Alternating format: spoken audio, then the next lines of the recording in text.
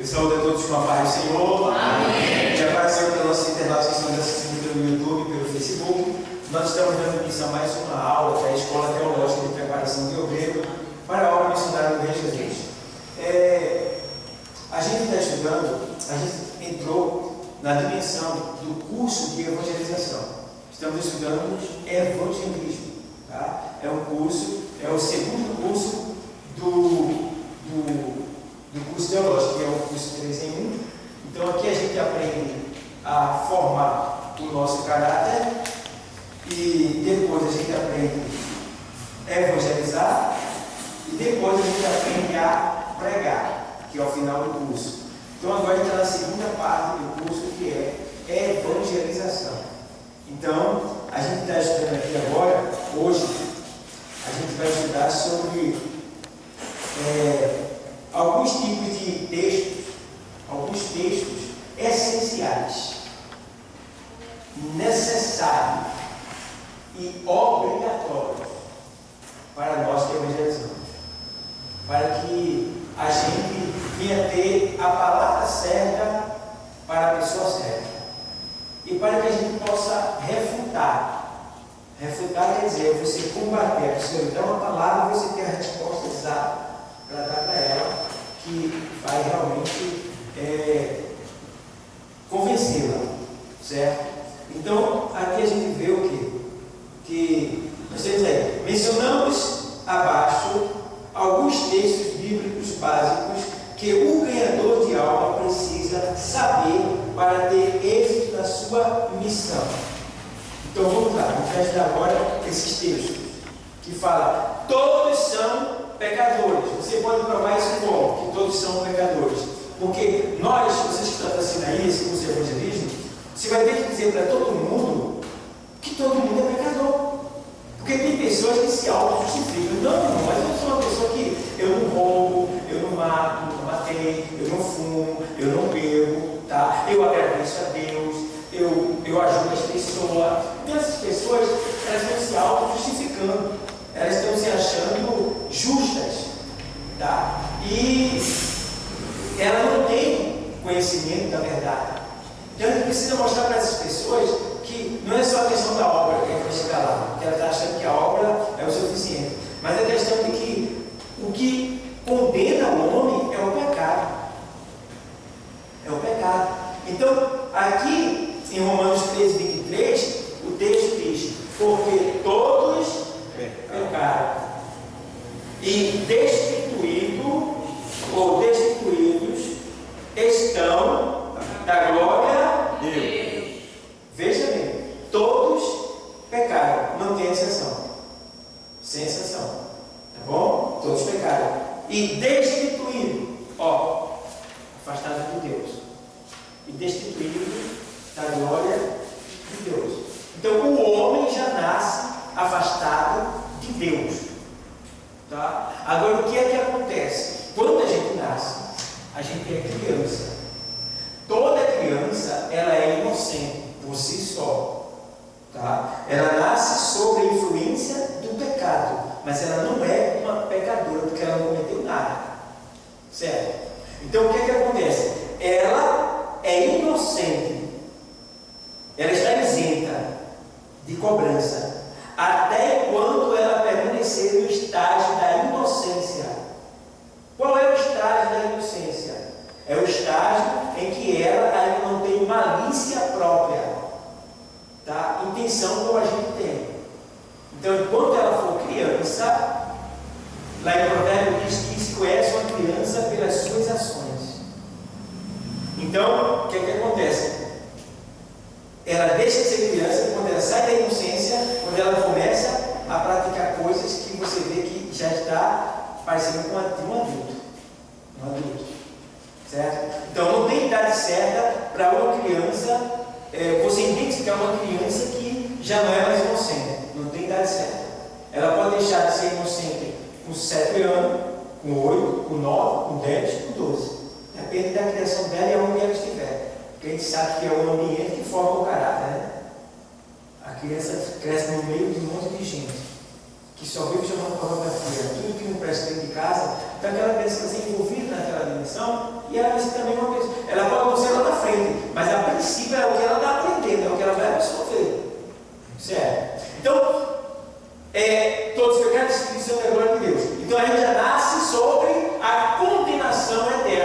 Só que, por sermos inocentes, crianças, nós estamos livres da condenação.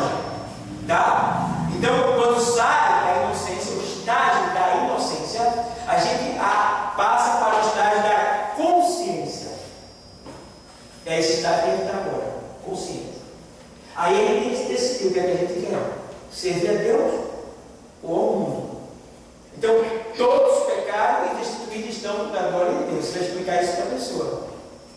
Certo? Porque a pessoa vai querer dizer que está assim, eu sou assim, mas todos nós somos pecadores. Você se inclui também.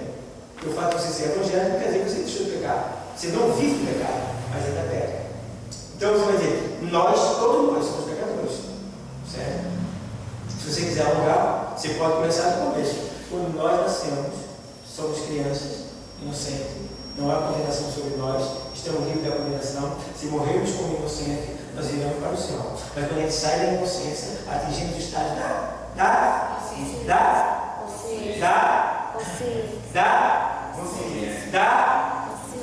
Vocês têm certeza? Tem certeza? Tem. Por que vocês estão em dúvida para responder? Nós atingimos o estágio da consciência. Certo? Então, quando a gente atinge o estágio da consciência, está falando com o pecador. A gente tem que escolher o que a gente quer. Tem que escolher. Então, é por isso que nós estamos aqui. E daí vai. Então, todos pecaram e destituídos estão da glória de Deus, sem exceção. Vocês entenderam? Entenderam? O segundo versículo é Isaías 53:6. Quem pode ler? Todos nós andamos desgarrados como ovelhas, cada um se desviava pelo seu caminho, mas o Senhor fez cair sobre ele a iniquidade de nós todos. Ok? Então, todos nós andávamos, como ovelhas desgarradas, perdidas, mas o Senhor fez cair sobre ele as nossas iniquidades, o nosso pecado. Então, entende bem que nós precisamos passar isso para o pecador, que é todos nós andávamos desgarrados. E o que é uma ovelha desgarrada? Como é que é uma ovelha desgarrada? Imagina, qual é o perigo da ovelha no deserto? Tanto tem os buracos, como tem os chacais, os lobos, que estão ali querendo pegar a ovelha. Então, a ovelha sozinha, sem pastor, o que vai acontecer com ela? Ela vai se perder. Ela vai ser morta. Então, é isso que acontece.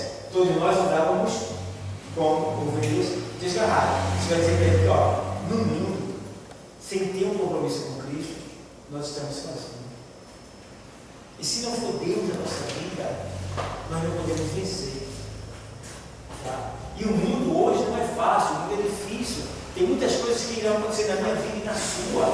E nós precisamos estar preparados. E só a gente não vai conseguir. Mas tem aquele que quer nos ajudar a vencer, a alcançar o patamar que a gente está sonhando, desejando. Então é esse Deus que eu vim te apresentar aqui. Um Deus de vitória, um Deus que pode tudo. Um Deus que não só perdoa os pecados, salva o homem, mas que dá vitória a ele.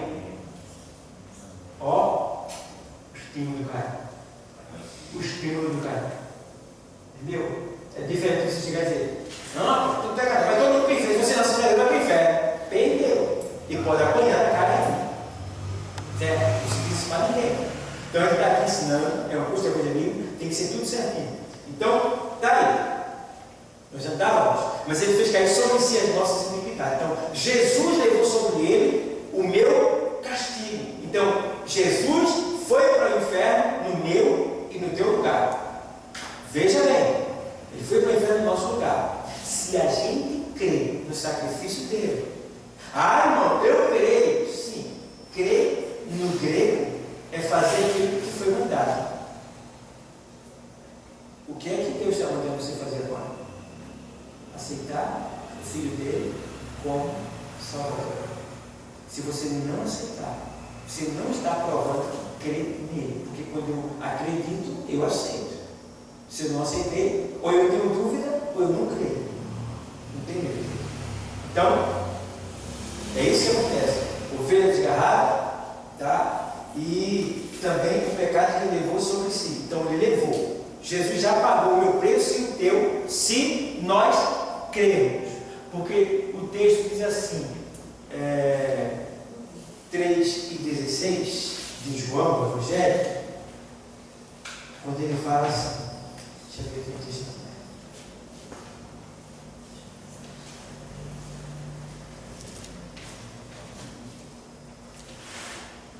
O 17.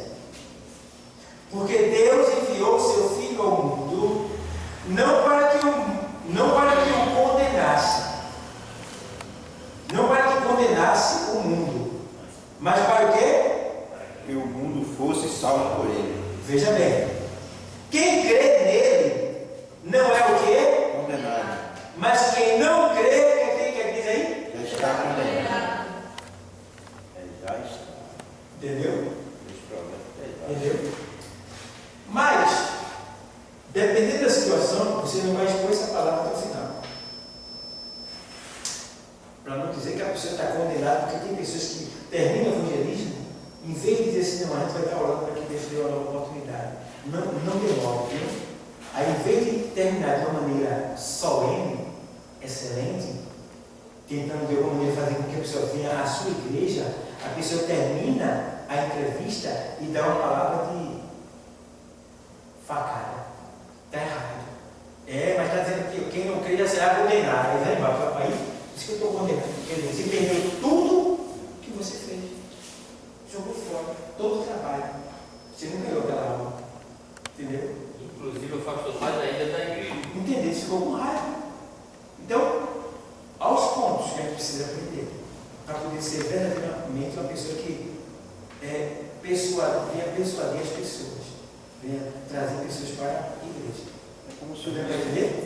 Como se eu disse, pastor, como se eu disse, amigo, tem palavra que salva, mas tem palavra que mata. Tem que saber usar. 64:6 de Isaías. Todos nós nos tornamos impuros. Todas as nossas boas ações são como trapos sujos. Somos como folhas secas. E os nossos pecados, como uma ventania, nos carregam para longe. Nós somos. Lê de novo aí mais alto. Todos nós nos tornamos impuros. Todas as nossas boas ações são como trapos sujos. Todos nós nos tornamos impuros e todas as nossas ações são como trapos de imundícia. Trapo de imundícia, veja bem, Isaías está dizendo, usado pelo Espírito Santo, que tudo que a gente acha que a gente está fazendo que é de bom quando a gente está no mundo, eu faço muita coisa boa, isso é semelhante a trapo de imundícia. O que é trapo de imundícia na Bíblia? Antigamente as mulheres elas menstruavam e não existia absorvente, então elas pegavam restos de pano e colocavam. E aquele pano era jogado fora até apodrecer, ele ficava lá e apodrecia. Aí quando Isaías está dizendo aí, trapo de imundícia, ele está comparando as nossas boas ações no mundo a trapo de imundícia para Deus. Ou seja, Deus olha de lá e o que a gente acha que está fazendo aqui, eu faço muita coisa boa para Deus, é como se fosse um pano podre de absorvente. Vê só. Tem tanta gente no mundo que acha assim, eu agradeço a Deus por tudo que Ele me dá. Vamos ver no dia do juízo, né? Não é assim não. Então vamos lá. Consequências da incredulidade e rejeição de Cristo. Vamos ver o que acontece com quem não crê e com quem rejeita a Cristo. Tá? Vamos lá. João 3:18 e o 36. Quem pode ler? Aquele que crê no Filho não é julgado, mas quem não crê já está julgado, porque não crê no Filho único de Deus. Pronto. Aquele que crê no Filho não está julgado. É isso? Não está julgado. Mas quem não crê já está julgado. Tem uma versão que diz condenado. Não é isso? Então, já está condenado. Então, quem crê em Cristo não será condenado. Porque o crer, se eu fizer isso contra ele. Escreve aí na tua Bíblia. Crer no grego quer dizer fazer aquilo que te foi mandado. Então, toda vez que você lê essa expressão no Novo Testamento, crer, você tem ela como sendo fazer aquilo que te foi mandado. Certo? Então, quem crê, ou seja, quem faz aquilo que lhe é mandado, é salvo. Mas quem não crê, ou seja, não faz aquilo que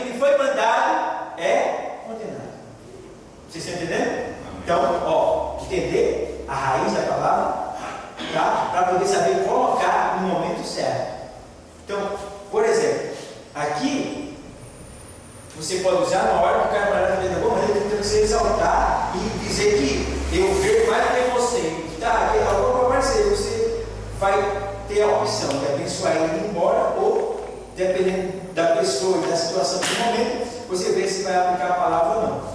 Mas aqui está sendo bem claro. Quem crê, né, não será condenado, porém quem não crê será condenado. Bom, então, 36 o quê? Por isso, quem crê no Filho tem a vida eterna. Porém, quem desobedece ao Filho nunca terá a vida eterna, mas sofrerá para sempre o castigo de Deus. Certo, para sempre. O ponto é para sempre. Então, quem? Lê de novo. Por isso, quem crê no Filho Quem crê no Filho, por isso quem faz o que o Filho mandou, vai. Porém, quem desobedece ao Filho nunca terá a vida eterna. A vida. Então, não fez o que Jesus mandou, não vai ter vida eterna. Está ferrado. Certo, pessoal? Vamos lá. Hebreus 2 e 3. Como escaparemos nós, se não atentamos para uma tão grande salvação, a qual começamos a ser anunciado pelo Senhor, que foi-nos depois confirmado pelo que ouviram?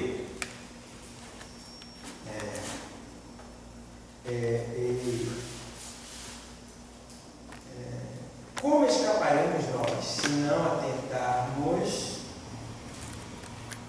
para uma tão grande salvação, a qual, começando a ser anunciada pelo Senhor, foi-nos depois confirmada pelos que a ouviram? Então, aqui a gente está dizendo assim: como escaparemos se não atentarmos para uma tão grande salvação? Porque a salvação de Cristo é coisa grande, né? Coisa grande. Quem já viu o que Cristo aventou? Né? O pessoal, por besteira da igreja, vai embora. Está ficando com ódio, com raiva, se desviando. Meu Deus, como o povo está. Rapaz, não respeita mais. Sai do órgão, pega a carteira. Deixa de vir para a igreja, deixa de orar, deixa de evangelizar. Eles estão vivendo segundo o seu próprio querer, sua própria vontade, dentro da igreja. Não está mais seguindo a palavra, não. Se sujeitando a palavra, não. Porque, irmão, entenda uma coisa. Se tu não pode, se tu não tem condição, se tu não quer ficar aqui, também tu não vai ficar no céu. Tu conhecer a palavra, não. Isso é para o único que morre de última hora e aceita Jesus. Mas para a gente que conhece a verdade e não se adaptar a esse lugar que é a igreja do Senhor, que Ele constituiu para seu louvor, e a gente diz: eu não quero ficar, não vou ficar em canto mais não. Não vai estar lá no céu. Duas pessoas se odeiam, não se falam, também as duas não vão para o céu. No céu não existe intrigado. Não existe. Então a pessoa já está fora do céu. Está com raiva de alguém, já está fora. Já não sabe. Está na igreja, mas não vai. Tá? Então não tenha raiva contínua de ninguém. Você pode ter uma raiva, você pode fazer alguma coisa errada na hora, você tem aquela raiva, mas você perde uma pessoa naquele mesmo dia. Não vai ficar com aquilo. Então temos que ter esse cuidado, esse zelo. Porque como é que a gente pode escapar de uma tão grande salvação? Como escaparemos nós se nós tentarmos para uma tão grande salvação? A tentar dizer, prestar atenção, analisar. Poxa, o que ele fez por mim? Aí tem que pensar nisso, pessoal. Então, muitos não estão olhando para isso. Não quero nem saber. Aí vai estar dando isso muito alto. Então, como escaparemos nós se nós tentarmos para uma tão grande salvação que foi confirmada? Aí está dizendo isso aí. Veio pelos profetas, pelo Filho de Deus, foi confirmado, tem várias maneiras, não tem nem como dizer que não é verdade, porque está tudo confirmado ali. Tá? E ele diz aqui no texto que ele diz aqui, ó, ele diz na segunda assim, ó, como escaparemos nós, tal, aí pelo Senhor foi nos depois confirmada pelos que a ouviram, né? No caso, testificando também Deus com eles. Aí veja bem, testificando Deus com eles. Vocês estão aqui. Por que vocês estão aqui? Por que vocês são evangélicos? Por quê? Simplesmente porque vocês acham bonito? Querem viver em grupo? Ou tem alguma coisa mais? Por que vocês vieram para cá? Porque existe uma testificação de Deus. Ou seja, Deus mostrou algo para você que você viu e fez com que você viesse para cá. Você não está aqui por nada. Alguma coisa aconteceu na sua vida que fez você estar aqui. Alguma coisa mudou. Alguma coisa Deus fez na sua vida. O que eu acho engraçado tem gente dentro da igreja, se eu trouxe essa palavra aí, tem gente dentro da igreja que sabe essa palavra que o senhor falou aí, que não pode estar intrigado, sabendo que vai para o inferno. E tem gente intrigada dentro da igreja. Eu acho interessante isso, que essa pessoa, sabendo que vai para o inferno e não tem coragem, uma ou outra pedir perdão, uma outra se abraçar para ir para o céu. E aí? Sabendo que ia falar de Deus, que não vai entrar no céu, porque lá não entra intrigado, não entra santo. Pronto, pastor. E tem gente que dentro da casa do Senhor mesmo, pregando essa palavra, não vê essa palavra, e estou intrigado dentro da igreja. Pronto, eu vou dar uma bem concluente ao senhor. Minha irmã é meu sangue. Ela disse uma vez: se eu puder, eu te destruo e faço tu sair da igreja como eu saí. Eu disse: que mal eu te fiz? Ela disse: minha vontade é que tu saia. Veja, eu sei que não era ela, mas até hoje ela chegou a dizer para mim, eu disse assim: diga, Fernando, que eu odeio ele. Foi. Eu oro por ela, mas eu não falo com ela. Porque 2 vezes passei por ela de pai, ela vai para o inferno. Ela é evangélica? Já foi, né? Já foi. Foi canal também comigo. Então você vai fazer mais dinheiro. Ela está falando, né? O ser humano não tem esse poder de tirar ninguém da igreja. Nenhum ser humano tem o poder de tirar eu ou você da igreja. Quando ela estava falando isso, era ele que estava sendo ela no momento. A minha esposa disse: que mochila tua irmã tem, que Deus te odeia. Não sei que mal foi ela. Mas deixa lá. Vocês estão entendendo, pessoal? Amém. 10, 28 e 29. Isso aqui está falando do juízo de quem não crê em Deus. As consequências. 10 e 28, 10 de Hebreus. 10, capítulo 10, 28 e 29 de Hebreus. Esse texto é terrível.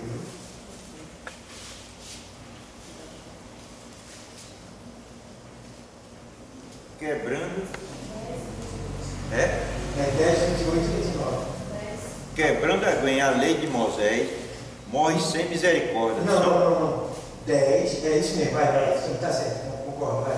Agora, Vai. lei de novo. Quebrando alguém a lei de Moisés. Morre sem misericórdia, só pela palavra de 2 ou 3 testemunhas. Muito bem. Vai. 29. De quanto maior castigo cuidais vós, será julgado, merecedor aquele que pisar o Filho de Deus e tiver por profano o sangue, né? E o testamento O sangue do testamento. com quem foi santificado e fizer agravo ao Espírito da graça. Lá no final do texto tem o quê? Um pontinho lá, quer dizer o que esse pontinho? Interrogação de velho. Vamos analisar para isso também. Isso é uma pergunta. Ele está perguntando, vê bem, o grau de castigo de uma pessoa que profana o sangue de Cristo, que comete agravo ao Espírito de Deus. Sabe o que é agravo? Cometer agravo ao Espírito de Deus é blasfemar. É você estar aqui, consciente da verdade, mas não cumprir com a verdade. É Deus repreender você e você dizer: não aceito, não é Deus. Então, isso é agravo ao Espírito da graça. Tá? E aqui está dizendo de que castigo, ou seja, ele está perguntando para a gente assim: o que você acha? Porque na lei de Moisés, uma pessoa morreria por apenas 2 ou 3 testemunhas. Tá? Para morrer tem que ter testemunha. Isso é a lei de Moisés. Jesus é maior do que a lei de Moisés? Não. Jesus é. Entendeu? O sangue de Jesus é maior do que a lei?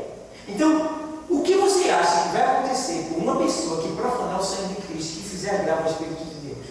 O próprio escritor não colocou a definição.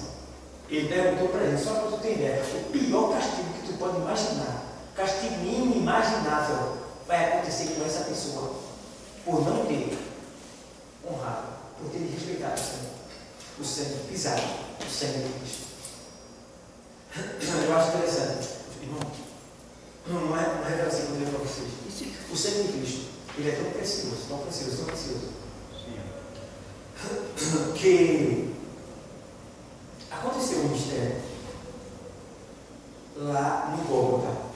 Agora, se você for no Gólgota, você não consegue chegar lá, no Gólgota mesmo. Por quê? Os muçulmanos, os árabes, eles compraram o setor do Gólgota todinho, cercaram e fizeram a estação de ônibus embaixo e cercaram em cima. Ou seja, ninguém consegue pisar naquele terreno mais. Ninguém consegue mais pisar ali. Eu vi o documentário e eu só analisando, porque a gente vê com uma visão espiritual. Aí eu só analisando. Assim, ninguém consegue chegar lá, porque pertence ao lado árabe, muçulmano. Eles sabendo que é uma questão dos cristãos, então eles proibiram dos cristãos, de todo mundo chegar ali. Aí no documentário diz que isso é uma questão política, mas eu vi que isso é uma questão divina. Por quê? O sangue de Jesus foi derramado onde? Ali. Claro, veio pingando, mas a quantidade maior foi ali. Derramou-se ali. Tá? No livro do Apocalipse está dizendo que quando o Senhor vier, ele vai vir com as suas vestes salpicadas de sangue. Não existe sangue no céu. O sangue de Cristo que foi derramado na terra vai manchar ele, porque ele vai estar na terra. Ele vai vir para salvar Israel. O sangue vai subir e manchar ele. Aí por que lá está cercado? O próprio Deus fez com que isso acontecesse. Porque se Israel tivesse acesso ali, ia se tornar um ponto turístico. Todo mundo ia chegar ali e dizer: olha, foi aqui que Jesus foi morto, foi aqui que o sangue foi derramado. De certa forma, está pisando, está naquele local. Então aquele local ali é tão marcado com o sangue de Cristo. Olha, o sangue de Abel clamava Jesus. Deus disse: imagina o sangue de Cristo. Então, foi derramado ali. Os muçulmanos vai, toma e não deixa ninguém pisar lá. Porque se Israel toma posse, toda a área onde Jesus andou, você pode ir livremente, menos o Gólgota.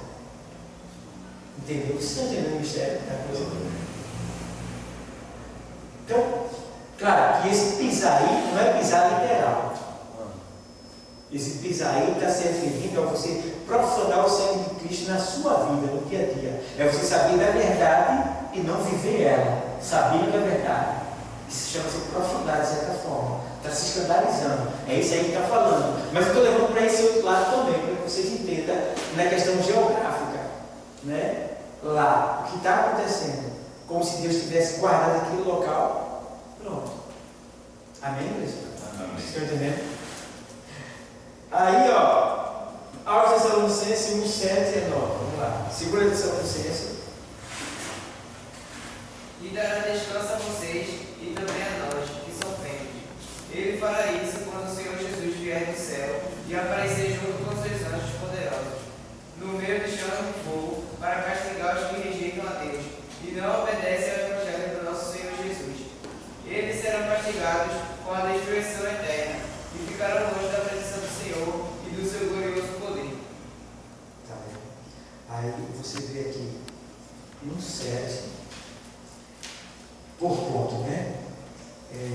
Segundo Tessalonicenses, no 7, por ponto. E a vós que sois acumulados, descanse conosco, quando se manifestar o Senhor Jesus desde os céus, com os anjos do seu poder. Está falando de nós que sofremos pela causa de Cristo. Está dizendo que nós receberemos o quê?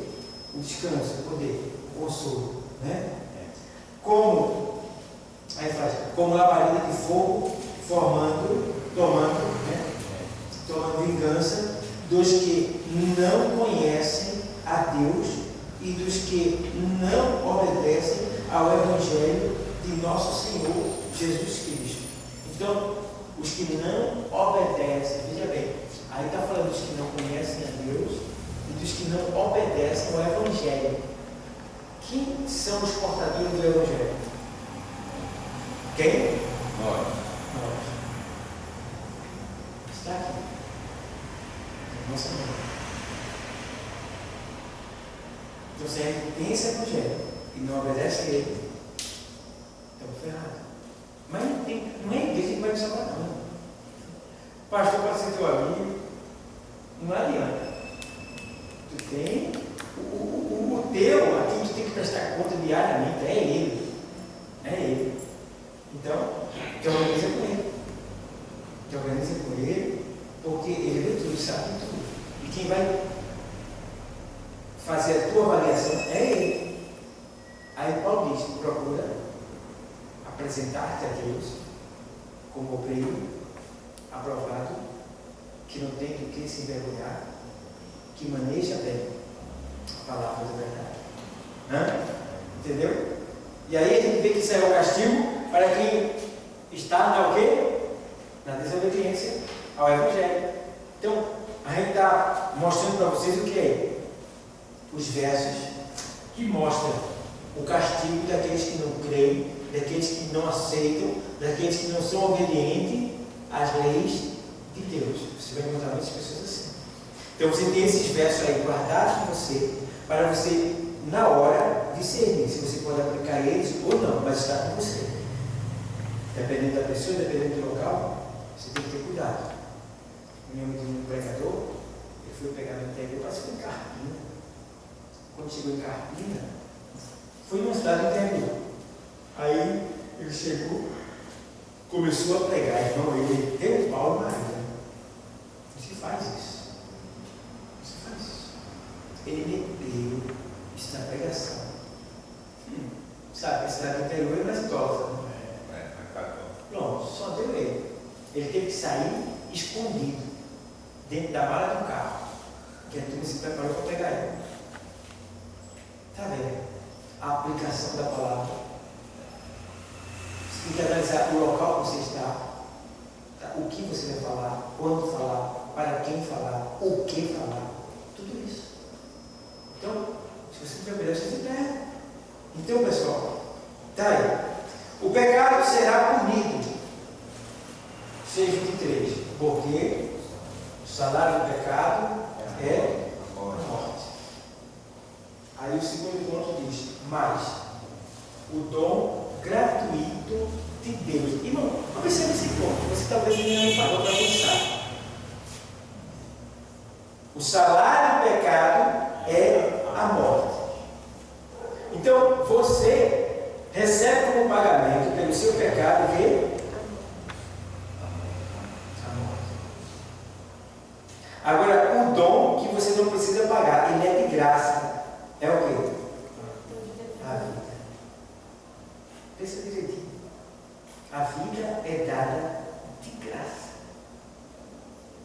E o pecado, você paga um preço muito alto por ele. Que é o quê? Fiz só. Não, só isso daí. Já está para você sair dessa realidade na hora. Meu irmão, tu está entendendo que tu vai, não tem como te escapar. Tu está no pecado. Por causa desse pecado que tu estás vivendo nele, tu vai morrer. Mas se tu aceitar Jesus Cristo, tu não vai mais morrer. Tu vai viver. Entendeu? Aí você tem que estar também preparado com a questão morte. O termo morte. O termo morte existe a morte física e a morte espiritual. Existe a primeira morte e existe a segunda morte. Existe morte como estado, como consequência, tá? E como castigo. Estado, filho pródigo, estava morto, mas reviveu, né? Como consequência, a velhice e tal, morreu. E como, eu falei o quê? Como consequência e como castigo, segunda morte, que é a morte espiritual. Então você tem que estar munido também disso daí. O evangelista tem que ler a palavra, tem que estar munido, que é para poder refutar, porque vai vir, certo? As interrogações. Então, o salário do pecado é a morte. Não, mas eu não vivo pecando, não. Cara, então é assim. Eu não fumo, não bebo, nem falo da vida de ninguém. Não. Tem os pecados, só isso. Não, filho. Tem muita coisa. A gente precisa analisar isso daí. Ter esse cuidado, pessoal. Tá bom? Para que a gente não possa ver isso daí dessa maneira. Tá bom? Então, eu vou dar uma paradinha aqui para a gente começar a semana que vem. Eu vou parar aqui em Romanos 6, 23. Tá? Para que a gente possa guardar para outra semana e poder realmente aprender mais sobre isso aí. Mas vocês estão entendendo, pessoal? Estão entendendo? Alguém tem alguma pergunta a fazer? Tem? Tem não? Tudo certo. Então veja bem, vocês estão recebendo o poder de Deus, tá bom? Que vem pela sua palavra. Então, guarde essa cabeça aí. Faz o seguinte, lê ele. Tem uma folguinha, lê ele. Grave, vai ficar tudo aqui, ó. Porque aí já é a nata. Você já tomou a nata na mão. A nata foi tirada de dentro da Bíblia. A nata para vocês. A nata é o melhor do leite. Tá? Aí está o melhor da Bíblia para quem evangeliza. Então você está com os pontos aí já pronto. Aí você analise ele, medite nele, grave, leia o texto. Como eu não sei de quê, porque o salário de pecado é a morte. O salário de pecado é a morte. Fica lá. Não sei inteiro. O salário de pecado é a morte. Não sei inteiro. O salário de pecado é a morte. Aí se eu começar a ler e gravar os escolhidos. Aí você vai lendo. Quando chegar a hora, o cara falar em pecado, falou tanto que o salário de pecado é a morte, já vem o versículo. Entendeu? E daí vai. Tá bom, pessoal? Eu quero chamar aqui nosso irmão aqui. Esqueci o nome dele. Robson, para louvar. Pessoal, Pai do Senhor para todos. A aula foi muito que a gente teve conversas secretas aqui na sala de aula. Estamos no curso de evangelismo e se existe que a gente tem algumas conversação para poder entrar na aula filmada. Então, tem coisas que você só vai saber se vier aqui, tá? Só vai se vier aqui. Então, eu peço para que vocês nos façam perguntas, nos corrija e compartilhem esse vídeo aí com outras pessoas, tá bom? E nos ajuda. Pai do Senhor para todos, que Deus continue abençoando. Amém.